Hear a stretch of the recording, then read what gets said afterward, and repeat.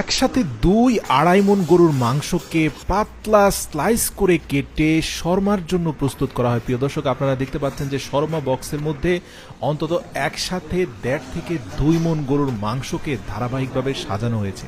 এগুলোকে কয়লার আগুনে হিট দিয়ে তারপর খুব চমৎকারভাবে একটা ধারালো ঐতিহ্যবাহী তলোয়ার দিয়ে কেটে তৈরি করা হবে উজবেকিস্তানের মজাদার সুস্বাদু শর্মা। তো ধাপে ধাপে মজার অনেকগুলো জিনিস আজ আপনাদেরকে দেখাবো। বিশেষ করে তাদের শর্মার রুটি বানানোর পদ্ধতিটা খুবই চমৎকার। দুটো স্বয়ংক্রিয় কম্প্রেসরের মাধ্যমে তারা পাতলা রুমালি রুটিগুলো বানিয়ে ফেলে। এছাড়া শর্মার মাংস কাটার দৃশ্য এবং রেস্টুরেন্টের কর্মচারীদের দক্ষতা সবকিছুই এক কথায় অসাধারণ।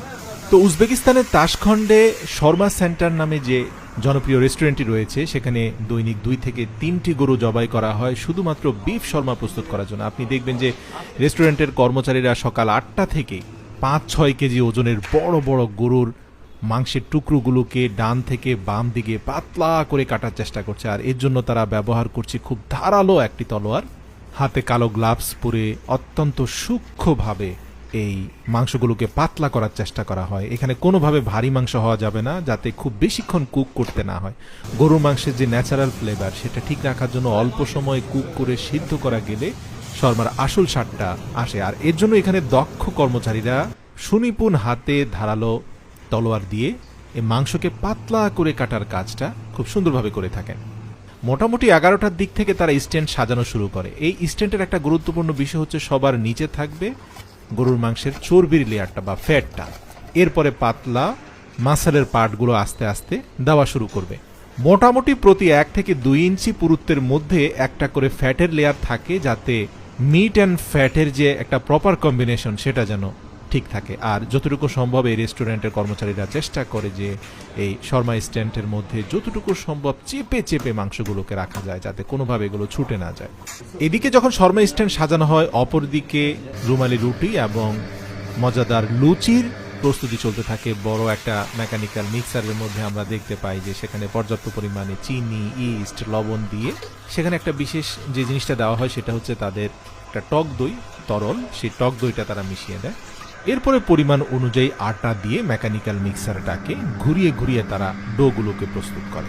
ভালোভাবে মিশ্রিত হয়ে যাওয়ার পরে প্রত্যেকটা নির্দিষ্ট পরিমাণের ডোগুলোকে আলাদা একটা সাদা রঙের প্লাস্টিকের বক্সের মধ্যে ধারাবাহিকভাবে সাজিয়ে রাখে। এটা এখানে কমপক্ষে ৩ থেকে ৪ ঘন্টা জমিয়ে রাখা হবে।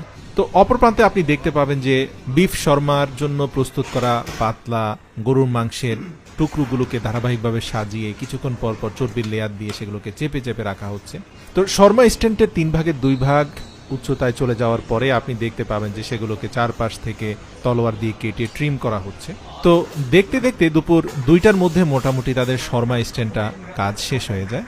আপনাদের জানিয়ে রাখি যে এই বিফগুলোকে তাপ দেওয়ার জন্য তারা কোনো গ্যাসের চুলা ব্যবহার না করে লাকড়িতে আগুন ধরিয়ে দেয়। তো যাই হোক, শর্মার জন্য রুটি প্রস্তুত করার জন্য আপনি দেখবেন যে ডোগুলোকে হাত দিয়ে চাপ দিয়ে কিছুটা চ্যাপটা করে স্বয়ংক্রিয় কম্প্রেসরের মাধ্যমে রুটিটাকে কিছুটা লম্বা করা হচ্ছে।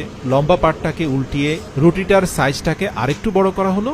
এরপরে সেটাকে তান্দুরে দেওয়ার কিছুক্ষণের মধ্যে আবার উঠিয়ে অপর প্রান্তটাতে কিছুটা হিট দিয়ে সেটা শর্মা বানানোর জন্য প্রস্তুত হয়ে যায়। তো জানিয়ে রাখি যে লাকড়ির তান্দুরের মধ্যে বিফ শর্মা বা গরুর মাংসের শর্মা স্ট্যান্ডটা ধারাবাহিকভাবে হিট হতে থাকে। আর রেস্টুরেন্টের দক্ষ কর্মচারীরা কিছুক্ষণ পরপরে যে অংশটা ভালোভাবে বয়েল হয়ে গিয়েছে সেই অংশটাকে ধারালো তলোয়ার দিয়ে কেটে নিচে রেখে দেয়। প্রিয় দর্শক, এখানে বলে রাখি যে এক ধরনের মোটা লুচি তারা বানিয়ে থাকে, তার ভিতরে বিফ শর্মার জন্য প্রস্তুত সিদ্ধ মাংস ঢুকিয়ে তারা মজাদার একটা খাবার তৈরি করে। আর আরেকটা খাবার তারা তৈরি করে, সেটা হচ্ছে শর্মার রুটিকে কেটে সেখানের মধ্যে পর্যাপ্ত পরিমাণ বিফ দিয়ে তারা অর্গানিকভাবে এই শর্মাটা তৈরি করে, যেটা মুখে দেওয়ার পরে আপনি বুঝতে পারবেন কতটা সুস্বাদু। উজবেকিস্তানের আরেকটা বিষয় হচ্ছে উজবেকিস্তানের মুসলিমরা খাবার খাওয়ার পূর্বে বিসমিল্লাহ বলে ঠিকই, কিন্তু পরবর্তীতে প্রতিটা লোকমায় আবার নতুন করে বিসমিল্লাহ পড়ে, যে বিষয়টা আমার কাছে খুবই ভালো লেগেছে।